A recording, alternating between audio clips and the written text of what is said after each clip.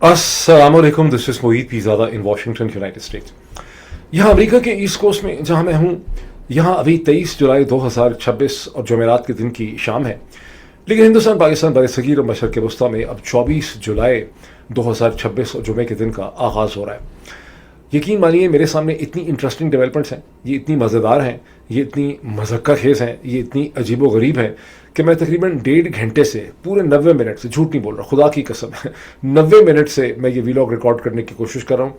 तकरीबन 7-8 दफ़ा मैंने इसके 5-6-7 मिनट रिकॉर्ड कर लिए, ज़्यादा रिकॉर्ड कर लिए। उसके बाद मुझे कैंसिल करना पड़ा क्योंकि मेरी कह छूट जाते हैं, मेरी हंसी छूट जाती है, एक हंसियानी दौरा मुझे पड़ जाता है। ये सूरत हाल इतनी अजीब व गरीब है कि मैं कंट्रोल नहीं कर सकता अपनी हंसी को। मैं इस हद तक ये मसला मेरे लिए सीरियस था कि मैं सोच रहा था कि कोई ऐसी टैबलेट होनी चाहिए, जिस तरह उल्टी रोकने के लिए एक टैबलेट हुआ करती थी, पता नहीं नाम मुझे उसका भूल गया, तो आप ले लेते हैं, थोड़ी देर कम अज़ कम आपकी वॉमिटिंग रुक जाती है। तो मैं सोच रहा था कि कोई ऐसी टैबलेट होनी चाहिए जिसको आप लें और आपकी कम अज़ कम हंसी के दौरे जो हैं वो रुक सकें। अब आप सोच रहे होंगे कि ये क्या मसला है, मतलब इतना क्या, मतलब ऐसी अजीबोगरीब चीज़ हो गई है। वो अजीबोगरीब चीज़ जो है वो मेरे साथ कम हुई है, और वो सऊदी अरब के साथ और सऊदी अरब के क्राउन प्रिंस मोहम्मद बिन सलमान के साथ हाथ हो गया बहुत बड़ा। सऊदी अरब के साथ क्राउन प्रिंस मोहम्मद बिन सलमान के साथ अमेरिका के सदर डोनाल्ड ट्रंप ने हाथ कर दिया है, बहुत बड़ा हाथ कर दिया है। पता नहीं आप लोगों ने सुना है कि नहीं सुना। अब से चंद घंटे पहले अमेरिका के सदर डोनाल्ड ट्रंप ने ट्रूथ सोशल पे, और जिसको बाद में व्हाइट हाउस ने कंफर्म कर दिया, अब ये ऐलान कर दिया है कि सऊदी अरब के साथ कोई डील नहीं होगी, ऑपरेशनल नहीं होगी, आगे नहीं चलेगी जब तक सऊदी अरब पहले इजराइल को रिकग्नाइज नहीं करेगा और अब्राहमिक एकॉर्ड का हिस्सा नहीं बनेगा। और भी बाकी सारी चीज़ें भी चेंज हो गई। जब मैंने इस खबर को ब्रेक किया था, बिकॉज ब्रेक तो खैर मैंने क्या किया था, लेकिन पाकिस्तानी सोशल मीडिया में सबसे पहले मैंने ही आपको ये खबर दी थी, और उसके बाद मैंने आप लोगों के कमेंट्स भी देखे। जब मैंने आप लोगों के कमेंट्स देखे तो आप में से बाज़ लोगों ने कहा था कि इसका कुछ पता नहीं है डोनाल्ड ट्रंप का, ये कोई डील नहीं करेगा, ये फ्रॉड है, पता नहीं क्या करेगा, 2 दिन के बाद क्या करेगा, ये कहेगा ये डील ऐसे नहीं थी, ऐसे नहीं थी। तो यकीन माने, मैंने उनके ऊपर कमेंट तो नहीं किया, लेकिन अपने दिल ही दिल में मैं सोच रहा था कि नहीं यार, आप लोग ज़्यादा ही सिनिकल हो गए हैं, ज़्यादा नेगेटिव हो गए हैं, मनफी तरीके से सोच रहे हैं, बहुत ही आपका ट्रस्ट ही नहीं रहा बिल्कुल डोनाल्ड ट्रंप के ऊपर, दुनिया के ऊपर और सिस्टम पे। ऐसा नहीं हो सकता। लेकिन ये हकीकत अब मुझे मुंह की खानी पड़ी है। मैंने गो के आपके ऊपर कमेंट नहीं किए थे कि मैं अब आपको भरमला बता रहा हूं कि आप लोग सारे सही साबित हो गए हैं। आपकी जो सिनिसिज्म थी और आपका जो शक था इस पूरे के पूरे ग्लोबल सिस्टम के ऊपर और इसकी हकीकत के ऊपर और अमेरिका के सदर के ऊपर, वो सही साबित हो गया है। और मैं एक बार फिर इसमें चीट हो गया हूं, क्योंकि मेरा नहीं ख्याल था कि इस तरह की कोई चीज़ हो सकती है।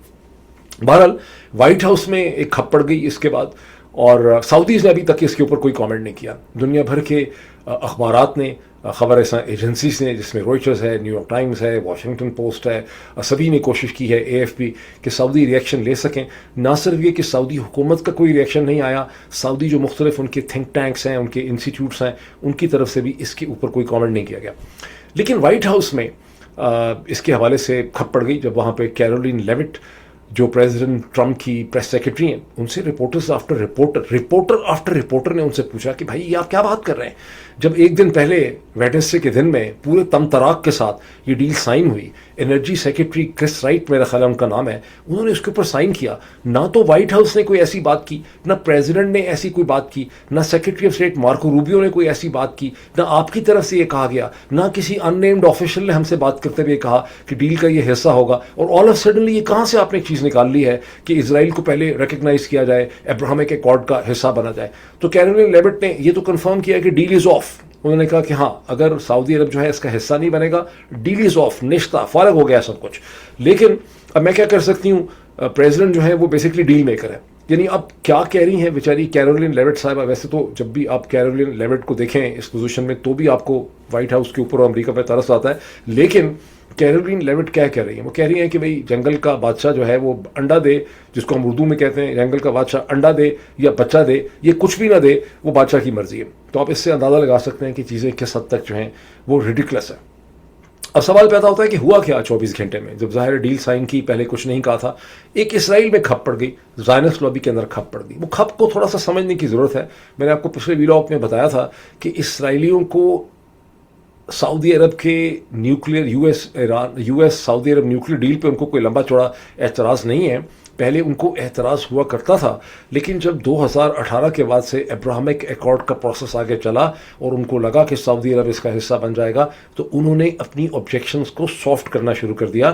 سو مچ سو کہ میں نے ایکسیوس کو، میں نے ہارتس کو، میں نے مختلف اخبارات کو کوٹ کر کے گزشتہ کئی مہینوں میں ایک سے زیادہ دفعہ آپ کو بتایا تھا، اور گزشتہ 48 گھنٹے میں بھی بتایا تھا کہ اسرائیلیز کو اس کے اوپر کوئی آبجیکشن نہیں. پھر مسئلہ ہے کیا؟ مسئلہ یہ کہ اسرائیلی یہ فیل کرتے ہیں کہ چونکہ ابراہمک ایکارڈ سعودی عرب نے جوائن نہیں کیا، ڈیل کا دوسرا پارٹ تھا ہی یہ کہ سعودی عرب، یعنی ان کو کوئی سعودی عرب کے نیوکلیر ویپنز کے ساتھ ان کو مسئلہ نہیں ہے کہ سعودی عرب نیوکلیر ویپن بنا لے گا تو ان کے اوپر چڑھ دوڑے گا یا ان کی کوئی سیکیورٹی کو خطرہ ہے. ان کو ایک ڈفرنٹ خطرہ ہے. انہوں نے کہا کہ ڈیل یہ تھی کہ سعودی عرب نے ابراہمک ایکارڈ کا بھی حصہ بننا تھا ہمارے ساتھ، اور وہ سعودی عرب نے وہ ڈیل کا وہ پارٹ پورا نہیں کیا. یہ کھپ ہے جو چھپی ہے، جو بتائی گئی ہے، اس پہ پوزیشن لے لی ہے، اور یہ وہ پریشر ہے جو ڈونلڈ ٹرمپ کے اوپر آیا. اب چونکہ پاکستان میں ہمیں ایک مخصوص طریقے سے دنیا کو سمجھایا گیا ہے، ہمارے ذہن میں یہ ہے کہ جس طرح شیریں فرہاد میں، فرہاد کی سب سے بڑی خواہش شیریں تھی، نہیں ملی اس کو تو تیشہ مار کے مر گیا، جو کم از کم کہانی ہے. تو ہم یہ سمجھتے ہیں کہ تمام دنیا کے مسائل یہ ہیں کہ اگر ایک ملک جو ہے وہ نیوکلیر بن جائے، اس کے پاس جوہری ہتھیار آ جائیں، تو پھر اس کو سینس آف سیکیورٹی مل جائے گی. یہاں اسرائیل کا یہ مسئلہ نہیں ہے، اور نہ ہی سعودی عرب کا یہ مسئلہ ہے. نہ سعودی عرب کو میرا خیال ہے نیوکلیر ویپنز کے ساتھ کوئی سیکیورٹی کا مسئلہ ہے، نہ اسرائیل کو ہے سعودی عرب کے ساتھ مسئلہ ہے کہ سعودی عرب کو نیوکلیر ویپن مل جائے گا. یہاں خالصتاً ایک پولیٹیکل قسم کا مسئلہ ہے.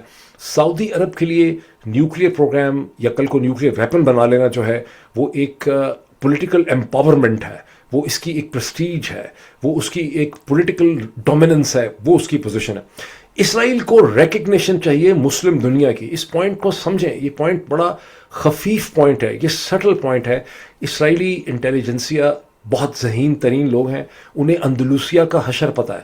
انہیں پتہ ہے کہ جب ایک ریاست کو کہیں آپ پلانٹ کرتے ہیں اور اس کو اس کے نیبر، اس کا گرد و نواح، اس کے سرکمسٹانسز اسے ایکسیپٹ نہیں کرتے، اس ریاست کے پاس کتنی ہی فوجی طاقت کیوں نہ ہو، اس ریاست کے پاس کتنی ہی سائنس ٹیکنالوجی کیوں نہ ہو، الٹیمیٹلی اگر اس کو ریکگنیشن نہیں ملتی، اگر اس کو ایکسیپٹیبلٹی نہیں ملتی، اگر اسے قبولیت نہیں ملتی، سونر اور لیٹر وہ ریاست وہاں سے ایروڈ ہو جاتی ہے. جب تک نیبرنگ عرب کنٹریز، مسلم ممالک اسرائیل کی سگنیچر، اس کی ایگزسٹنس پہ سائن نہیں کرتے، اس کو دل سے قبول نہیں کرتے، اس کے ساتھ ٹریڈ، بزنس، انویسٹمنٹ نہیں کرتے، اسرائیل کا مستقبل غیر محفوظ رہے گا. اس میں ایڈیشنل کمپلیکیشن ایڈ کر دیں، وہ یہ ہے کہ جو تماشا امریکہ میں آپ نے اسرائیل کے خلاف دیکھا ہے، جو فیلنگ ایمرج کرتے آپ نے دیکھی ہے، جو آپ سن رہے ہیں کہ پرانی جنریشن جس کی عمر 50-60 سال سے زیادہ ہے وہ تو ابھی اتنی اسرائیل کے خلاف نہیں ہوئی، لیکن 50 سال کے نیچے کی جو جنریشن ہے وہ اسرائیل کے اتنے خلاف ہو گئی ہے کہ ڈیموکریٹک پارٹی میں 80% جو لوگ ہیں وہ آج یہ سمجھتے ہیں کہ اسرائیل غلطی کے اوپر ہے، اسرائیل جارح ہے، ایگریسر ہے. اس میں جو تھوڑی سی اس میں جو مسنگ چیز ہے وہ یہ کہ آپ کو سٹیٹسٹکس بتائے جا رہے ہیں انڈر 50 کے. اگر آپ انڈر 50 سے انڈر 25 میں آ جائیں گے تو یہ چیز 80% نہیں رہے گی، یہ پرابلی 95% ہو جائے گی کہ امریکہ کے اندر جو نوجوان نسل ہے وہ وائٹ امریکنز ہیں، وہ بلیک امریکنز ہیں، وہ مسلم اوریجن کے ہیں، وہ ہسپینک ہیں، وہ پوری دنیا سے آئے ہوئے ہیں، وہ یہ سمجھتے ہیں کہ اسرائیل جو ہے وہ ایک ایگریسر ہے. یہی صورتحال بائی اینڈ لارج جو ہے وہ یورپ کی سڑک کے اوپر بھی ایگزسٹ کرتی ہے. اس وجہ سے اسرائیل کے لیے بہت زیادہ ضروری ہے کہ اس کے نیبرنگ کنٹریز جو ہیں وہ اس کی ایگزسٹنس کو، اس کی حقیقت کو، اس کے ٹرمز اینڈ کنڈیشن کے اوپر ایکسیپٹ کر لیں. یہ وہ ایشو ہے جس میں اسرائیل پھنسا ہے، اور اس وجہ سے اسرائیلی لابی نے ایک دفعہ پھر پریشر ڈالا ہے کہ سعودی عرب کو پہلے کہیں کہ ابراہمک ایکارڈ جو ہے وہ جوائن کر لیں. اب سعودی عرب کی بڑی کلیئر پوزیشن ہے کہ جب تک ہمیں ایک پیلسٹینین 2 اسٹیٹ پیلسٹینین جو اسٹیٹ ہے، 2 اسٹیٹ سولوشن کے حوالے سے ہمیں ایک ٹرانسپیرنٹ وائبل پاتھ نہیں ملتا، ہم جوائن نہیں کر سکتے. تو معاملہ سارا کا سارا جو ہے وہ ہوا کے اندر لٹک گیا ہے، اور کراؤن پرنس محمد بن سلمان اور سعودی عرب کے ساتھ ہاتھ ہو گیا. یہ وہ سچویشن تھی جس کو ڈسکرائب کرتا ہے میں کر نہیں پا رہا تھا پچھلے 90 منٹ سے. جب میں ڈسکرائب کرنے لگتا تھا تو کہیں میرا کہا جو ہے وہ چھوٹ جاتا تھا. اب تھوڑا سا اور دیکھیں کہ ڈونلڈ ٹرمپ نے اور کیا گل کھلائے ہیں. انہوں نے ایکسیس کو، براک روت کو ایک انٹرویو دیا ہے، میرا خیال براک روت کو دیا ہے، کس کو دیا ہے، ایکسیس کو ایک لمبا چوڑا انٹرویو دیا ہے جس میں انہوں نے کہا ہے کہ میں بہت جلدی ایران کے اوپر بہت بڑا حملہ کرنے والا ہوں. ایسا حملہ جو میں نے کیا ہی نہیں ہے، ایسا حملہ جو پہلے 40 دن میں نہیں کیا تھا، جو پچھلے 13-14 دن میں نہیں کیا. میں سب کچھ تباہ کر کے رکھ دوں گا، اور اس کی وجہ یہ ہے کہ ہم جو بھی پروپوزلز ان کو بھیج رہے ہیں یہ اسے ایکسیپٹ نہیں کر رہے. میں نے ان کا دماغ ٹھیک کرنا ہے، بیکاز میں یہ سمجھتا ہوں کہ ان کو ابھی تک اتنی تکلیف نہیں ہوئی، اتنی پین نہیں ہوئی جتنی میں نے ان کو دینی ہے. میں ان کو سیدھا کر دوں گا اور پھر یہ میں ان سے ڈیل حاصل کروں گا. اب میں آپ کو بتاؤں کہ جو one of the best possible American mind ہے اس پوری سچویشن کو سمجھنے والے ہیں تو بہت سے، لیکن اس میں پروفیسر جان مرشائمر نے کئی دفعہ اس چیز کو کلیئر کیا ہے کہ ایران کو اینٹ سے اینٹ بھی اگر امریکہ ایران کی بجا دے اور اس کے تمام حصوں کو تباہ بھی کر دے تو ایرانی پھر بھی سرنڈر نہیں کریں گے، بیکاز ان کو یہ پتہ ہے کہ ڈونلڈ ٹرمپ ان کو جو ٹرمز اینڈ کنڈیشن پہ سرنڈر کروانا چاہتے ہیں اس کے بعد ان کا سروائیول کوئی نہیں ہے۔ یہ ایک کوئنٹ ایسنشلی ایگزسٹینشیل کانفلکٹ ہے۔ پاکستان کا انڈیا کے ساتھ ایگزسٹینشیل کانفلکٹ نہیں ہے، انڈیا کا پاکستان کے ساتھ ایگزسٹینشیل کانفلکٹ نہیں ہے، اسرائیل کا اور ایران جو ٹرمز اینڈ کنڈیشن ایران کے رجیم کو دی جا رہی ہیں وہ ان کی اس رجیم کی حد تک ان کے لیے ایگزسٹینشیل کانفلکٹ ہے۔ اگر وہ ان کی یہ باتیں اس طرح سے مان لیں جس طرح سے ان کے اوپر ٹھونسی جا رہی ہیں تو وہ سروائیو نہیں کر سکتے۔ یہ میں نے آپ کو کئی دفعہ بتانے کی کوشش کی۔ ابھی جہاں ڈونلڈ ٹرمپ کی بات ہو گئی، چھوٹے ٹرمپ صاحب جو ہیں پاکستان کے اندر، چھوٹے صاحب جو ہیں، بڑے صاحب کی تو بات ہو گئی، چھوٹے صاحب جو ہیں انہوں نے کیا کیا؟ چھوٹے صاحب نے پنڈی کے اندر GHQ کی سیکیور جگہ کے اندر بیٹھ کے انہوں نے بلوچستان کے اوپر ایک 20th نیشنل ورکشاپ جو ہے اس سے انہوں نے خطاب کیا، اور اس ورکشاپ کے پارٹیسپینٹس کو چھوٹے صاحب نے، یعنی پاکستان کے field marshal general Asim Munir صاحب جو ہیں جن کا اب سروائیول ڈونلڈ ٹرمپ کے ساتھ جڑا ہوا ہے، انہوں نے وہاں پر ان کو پارٹیسپینٹس کو یہ بتایا کہ ہم انشاءاللہ تعالی پاکستان کی سیکیورٹی فورسز، ملٹری، پیراملٹریز اور پاکستان اور بلوچستان کے عوام جو ہیں وہ تمام تر مسائل کو ختم کر دیں گے، قابو پا لیں گے، ایک سسٹینیبل پیس ہم وہاں پہ حاصل کر دیں گے، تمام دشمنوں کو ہم تباہ کر دیں گے۔ اور اس کے علاوہ انہوں نے کچھ پاکستان کے مستقبل کے حوالے سے بھی بہت سنہرے قسم کے خواب یا سپنے جو ہیں وہ لوگوں کو وہاں پہ انہوں نے دکھائے، اور یہ ISPR نے اس کی اسٹیٹمنٹ ایشو کی ہے جو آپ پاکستان کے اخبارات کے اندر آپ اسے دیکھ سکتے ہیں۔ لاسٹنگ پیس آنے والا ہے، اور یہ سب کچھ انہوں نے ایک ایسے وقت میں کہا جب مستونگ میں ایک ہائی وے کے اوپر ایک سیشن ڈسٹرکٹ جج کو اور ان کے گارڈ کو نشانہ بنایا، گاڑی پہ حملہ ہوا، ٹارگیٹڈ اسیسینیشن ہوئی، ملیٹنٹس نے کیا، بلوچ ملیٹنٹس نے، پتہ نہیں کس نے کیا، کسی نے ابھی تک کوئی ذمہ داری اس کی لی نہیں، پتہ نہیں چلا۔ اور جج صاحب جو ہیں وہ تو جاں بحق ہو گئے، جج صاحب کا نام عبد الحکیم کاکڑ ہے، اور ان کے گارڈ بھی اس میں مارے گئے، ہلاک ہوئے۔ البتہ ان کے ایڈیشنل جج جو ہیں بڑے شدید زخمی ہیں، ایک دو اور لوگ بھی اس گاڑی میں تھے وہ بھی زخمی ہیں، ان کو ہاسپٹل لے جایا گیا۔ اب پاکستانی اخبارات کی صورتحال کیا ہے؟ میں اس کی ٹریبیون میں، ڈان میں اس کی سٹوری دیکھ رہا تھا، تو اس میں یہ تو ہے کہ جج صاحب کا نام یہ ہے، ایڈیشنل سیشن جج تھے، ان کے ساتھ گارڈ جو ہیں وہ بھی جاں بحق ہوئے ہیں، اور پھر اس میں تھوڑی سی ڈیٹیلز ہیں۔ اب آپ ایک جرنلسٹ کی حیثیت سے، ایک اویئر سٹیزن کی حیثیت سے، اگر آپ اخبار سے آپ کو انفارمیشن چاہیے تو آپ یہ ایکسپیکٹ کرتے ہیں کہ اخبار آپ کو یہ کم از کم بتائے کہ اس قسم کے کتنے حملے اس سے پہلے ہوئے ہیں، کتنے حملوں میں سرکاری اہلکاروں کو اس طرح سے ٹارگٹ کیا گیا ہے، کیا ججز کو ٹارگٹ کیا جا رہا ہے، کیا کمشنرز کو، ڈپٹی کمشنرز کو ٹارگٹ کیا جا رہا ہے، یا یہ جو پرٹیکولر جج ہیں ان کے بارے میں کوئی اسٹیٹمنٹ آئی ہے، کیا ان کے کوئی فیصلے تو ایسے نہیں تھے جن کی وجہ سے ان کو ٹارگٹ کیا گیا؟ یہ کم از کم اوور آل اسٹیٹسٹکس آپ کو دے دیں کہ کتنے سرکاری اہلکاروں کو ٹارگٹ کیا گیا، تاکہ آپ یہ سمجھ سکیں کہ یہ جو ملیٹنٹس ہیں، آپ ان کو ملیٹنٹ کہیں، دہشت گرد کہیں، فتنہ ہندوستان کہیں، فتنہ خوارج کہیں، ان کے پیچھے ایک اسٹریٹجک مائنڈ سیٹ کیا ہے، اسے سمجھنا ہماری ذمہ داری ہے۔ ہم سمجھیں گے تو لوگوں کو بتا سکیں۔ لیکن پاکستان کے اخباروں کا جب بھی خبر رپورٹ کرتے ہیں پھر اس کے بعد دیکھیں کیا ہوتا ہے۔ ایک پیراگراف میں صرف اوپر رپورٹ کر دی ہیں اس کی ڈیٹیلز، اس کے نیچے 10 پیراگراف میں کیا لکھا ہوا ہے؟ صدر آصف علی زرداری نے بڑا سخت اس پہ غم و غصے کا انہوں نے اظہار کیا ہے، انہوں نے کہا ہے کہ ان کو کلا کما کر دیا جائے، ان کو تباہ کر دیا جائے۔ پھر محسن نقوی صاحب کی اسٹیٹمنٹ ہوگی، پھر اس کے بعد اس میں شہباز شریف صاحب کی اسٹیٹمنٹ ہے، چلیں اسی پہ گزارا کر لیتے، نہیں، اس کے بعد سندھ کے پروونشل منسٹرز کی اسٹیٹمنٹ ہے، پنجاب کے پروونشل منسٹرز کی اسٹیٹمنٹ ہے، اور پورا کا پورا اخبار جو ہے وہ اس قسم کے علم غلم سے وہ بھر دیتے ہیں، اور ایکچوئل چیز جو وہاں پہ ہونی چاہیے وہ وہاں پہ نہیں پائی جاتی۔ اب اس کو میں نے پچھلا جو ویلاگ کیا تھا اس کو بہت کم لوگوں نے دیکھا ہے، یا بہت کم لوگوں کو اس کو دیکھنے کا موقع دیا گیا ہے because of the various algorithmic disruption جو کی جاتی ہے۔ اس میں بہت سی ہاٹ انفارمیشن تھی۔ میں نے آپ کو اس میں یہ بتایا کہ کیسے پاکستان کے ذرائع ابلاغ سے صرف آپ کو یہ پتہ چل رہا ہے کہ پاکستان کے فورن آفس نے اور حکومت نے جو دنیا کی بڑی انسانی حقوق کی تنظیم ہے ایمنسٹی انٹرنیشنل، اس کی جو رپورٹ آئی ہے پاکستان پہ اسے رد کر دیا ہے، لیکن اس کی ڈیٹیلز کہیں نہیں ہے پاکستان کے ذرائع ابلاغ میں۔ وہ ڈیٹیلز میں نے آپ کے ساتھ شیئر کی تھیں پچھلے ویلاگ میں، جو دنیا کے اخباروں میں چھپ رہی ہیں، ڈپلومیٹ میں اس کی بہت سی ڈیٹیلز ہیں، جس میں انہوں نے بتایا کہ آج سے 4 مہینے پہلے 14 مارچ کو افغانستان کے اندر امید جو ڈرگ ریہیبلیٹیشن سینٹر تھا اس پہ پاکستان کی فوج نے اور ایئر فورس نے جو حملہ کیا وہ وار کرائمز کے زمرے میں آتا ہے۔ اور کیوں آتا ہے؟ اس لیے کہ وہاں پر جب حملہ کیا گیا تو 1000 وہاں پہ پیشنٹس، 1000 کے قریب وہاں پہ لوگ تھے، तरावियों का वो वक्त हो रहा था, उन्हें पहले कुछ नहीं पता था कि ऐसा हमला हो सकता है, और वहाँ पर बहुत बड़ी तादाद में तकरीबन 270 लोग जो हैं वहाँ पे जहाँ बाग हुए, और इसी तरह से 200-250 लोग जो हैं वो ज़ख्मी भी हुए, शायद 300 से ज़्यादा लोग जो हैं वो ज़ख्मी हुए। और एमनेस्टी इंटरनेशनल ने 4 महीने उसके ऊपर रिसर्च की है, उनके वेपन्स इंस्पेक्टर्स ने, उनके और बहुत से जो लोग हैं, ना सिर्फ वेपन्स इंस्पेक्टर ने उस सारी वीडियो फुटेज को देखा है, तस्वीर को देखा है जो ख़ुद पाकिस्तान की फ़ौज ने इशू की हैं, और उनको सब सारी एविडेंस को देखने के बाद जितने वहाँ पे आई विटनेस अकाउंट्स थे उनके उन्होंने इंटरव्यू किए हैं, अक़वाम मुत्तहिदा के जो लोग मौजूद हैं उस इलाके में उनके उन्होंने इंटरव्यू किए हैं, पुरानी फुटेज देखी है, उस इलाके की तमाम चीज़ों को समझ के उन्होंने ये डिटर्मिन किया है कि पाकिस्तान की आर्मी और एयरफोर्स का ये क्लेम कि वहाँ पर कोई एम्यूनेशन सेंटर या डिपो एग्जिस्ट करता था जिसकी वजह से इतनी आग लगी है, उसमें कोई सदाकत नहीं है, उसको वेरीफाइड नहीं किया जा सकता। और उन्होंने ये भी कहा कि खुद पाकिस्तान की फ़ौज ने जो फुटेज इशू की है उसमें सेकेंडरी ब्लास्ट नहीं है।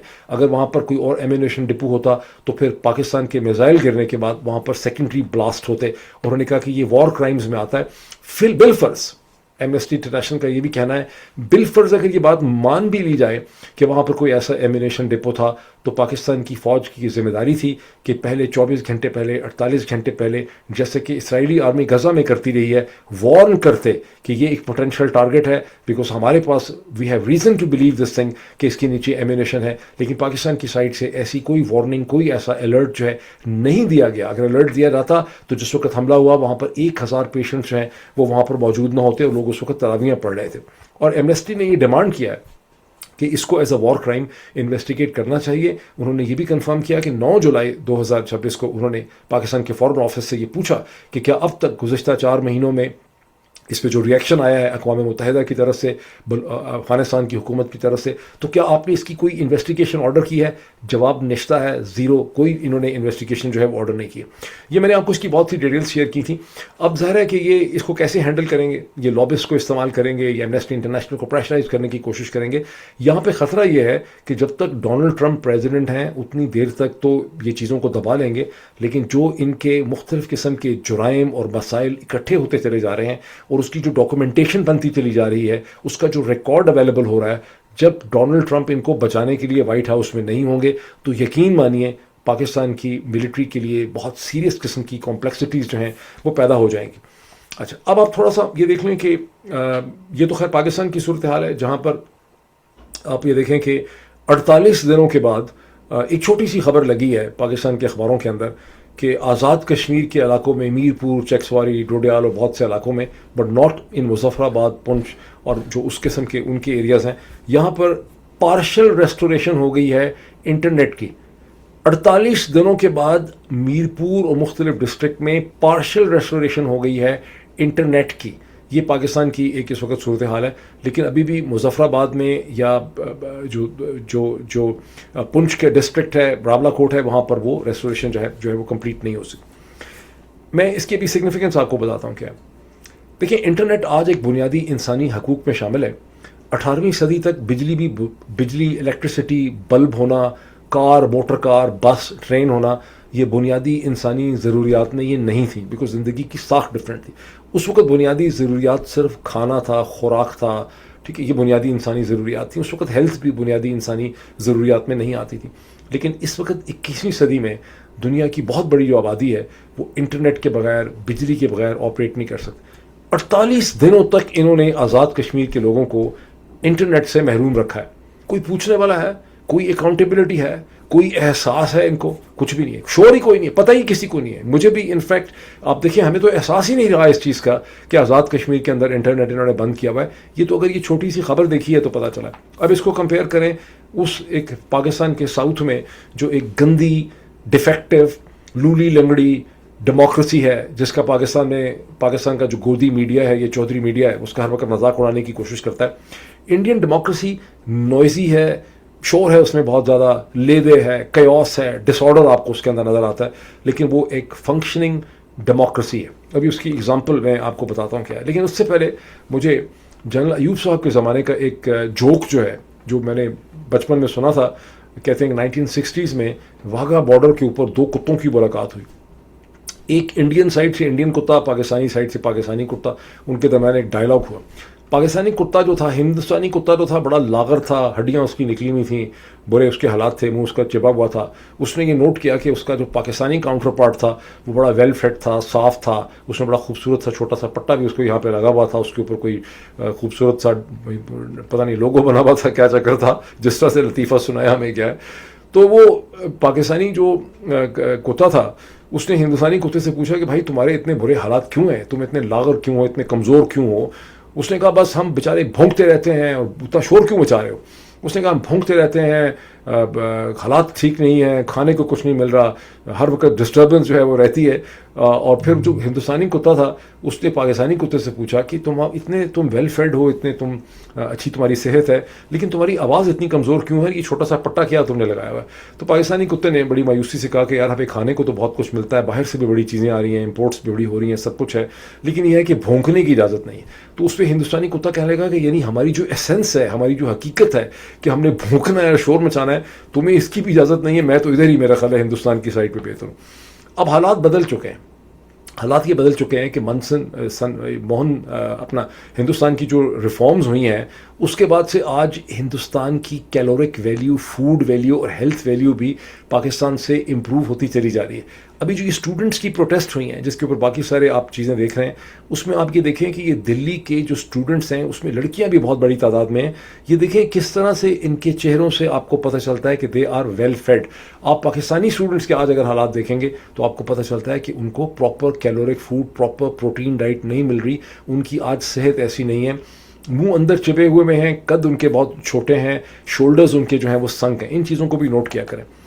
اب جو پروٹیسٹ ہیں اسٹوڈنٹس کی وہ گزشتہ 24 گھنٹے میں، حالانکہ ابھی تک جو کاکروچ جنتا پارٹی ہے اس نے صرف تھریٹن کیا ہے، اس نے ابھی شروع نہیں کیا، لیکن پروٹیسٹ اور بھی بہت سے شہروں میں ان سولیڈیرٹی ود دلی اسٹوڈنٹس ہیں وہ پھیل گئی ہیں، جو پرائم منسٹر نریندر مودی کی حکومت کے لیے آف کورس ایک بڑا چیلنج ہے. اور جو رات ختم ہوئی ہے تھرسڈے کے دن میں، اس میں پرائم منسٹر نریندر مودی نے جب دن شروع ہوا تھا تو پرائم منسٹر نے ایک ٹویٹ کیا تھا جس میں انگلش میں بھی اور ہندی کے اندر بھی، جس میں انہوں نے کہا تھا کہ ہم اسے جو ہے ہم قرار واقعی سزائیں دیں گے اور ایک فاسٹ ٹریک کورٹس جو ہیں وہ قائم کی جائیں گی جو لیکس ہوئے ہیں ایگزامینیشن پیپرز کے، نیٹ کے، اسے دیکھنے کے لیے. لیکن رات کو انہوں نے ایک ویڈیو میسج ایشو کیا جس میں انہوں نے کہا کہ اسٹوڈنٹس کے مسائل ہمارے لیے بڑے امپورٹنٹ ہیں. پرائم منسٹر ڈیفینسو پہ آپ کو نظر آ رہے ہیں پرائم منسٹر مودی، اور یہ ہے کہ اس مسئلے کو فوری طور پہ کیبنٹ میں اٹھایا جائے گا. اور at the same time Hindustan کی حکومت سے ہمیں پتہ چلا ہے کہ منسٹر نے ریزائن نہیں کیا، لیکن جو ایجوکیشن سیکرٹری ہیں فیڈرل سینٹرل، ہندوستان کا جو فیڈرل سیکرٹری ہوتا ہے وہ بہت امپورٹنٹ اس لیے ہوتا ہے کہ بہت بڑا ملک ہے اور 2829 ریاستیں، تو جو ایجوکیشن سیکرٹری ہیں ان کو چینج کر دیا گیا ہے، ایڈیشنل سیکرٹری کو بھی چینج کر دیا گیا ہے، بہت سے اور آفیشلز ہیں ان کو آگے پیچھے کر دیا گیا. ایک اور پازیٹیو ان کی ڈیولپمنٹ یہ ہوئی ہے کہ سونم وینگ چک جو ہیں، جو ان کے جنہوں نے ہڑتال کی بھی تھی، جو ایجوکیشنل ریفارمر ہیں، بھوک ہڑتال کی بھی تھی، انہوں نے اپنا برتھ جو تھا اسے توڑا ہے اور 2 یونین منسٹرز نے ان کو جا کے وہاں پہ پانی پلایا. اس کی پکچرز وغیرہ جو ایشو ہوئی، وہ کیوں انہوں نے توڑا ہے؟ اس لیے کہ انہوں نے یہ ڈیمانڈ کی ہوئی تھی کہ مجھے یہ گارنٹی کی جائے کہ اسٹوڈنٹس کے خلاف کوئی لیگل کارروائی نہیں کی جائے گی. اب ان کو ریٹن ایشورنسز دی گئی ہیں کہ اپارٹ فرام دا فیکٹ کہ اگر کوئی ایویڈنس ہو کہ کسی نے وائلنٹ ایکٹ کیا ہے کسی اور پروٹیسٹر کے خلاف، لیگل ایکشن جو ہے وہ نہیں کیا جائے گا. اب یہ دیکھتے ہیں اس پہ وہ کتنا ویلڈ رہتے ہیں. لیکن ابھی بھی ڈیمانڈ جو ہے اسٹوڈنٹس کی اور اپوزیشن کی وہ یہ ہے کہ دھرمیندر پردھان جو ایجوکیشن منسٹر ہیں وہ ریزائن کریں. اس پروسیس میں میں نے جو آپ کو پہلے اگزامپل پاکستان کی باقی پاکستان کی ایک تو نہیں 20 اگزامپل دی جا سکتی ہیں، لیکن میں نے آزاد کشمیر کے 48 دنوں کی انٹرنیٹ کلوجر کی آپ کو اگزامپل دی کہ پتہ ہی نہیں ہے کسی کو پاکستان میں کہ آپ نے ایک بنیادی انسانی حقوق سے وہاں کے لوگوں کو، اسٹوڈنٹس کو، بزنسز کو، پروفیشنلز کو آپ نے محروم کیا ہوا ہے. ہندوستان کا شور جب آپ کو نظر آتا ہے، ڈیموکریسیز ہمیشہ شور و غوغ کے ساتھ آپریٹ کرتی ہیں. Democracy is a noisy process, وہ آپ ہندوستان کے اندر دیکھ رہے ہیں. یہ ایک فنکشنل ڈیموکریسی ہے، یہ بہت اچھی ڈیموکریسی نہیں ہے، یہ ایک بڑی لولی لنگڑی قسم کی ڈیموکریسی ہے، لیکن یہ ایک ڈیموکریسی ہے. اب اتنا ہی، پھر آپ سے ملاقات ہوتی ہے. Thank you.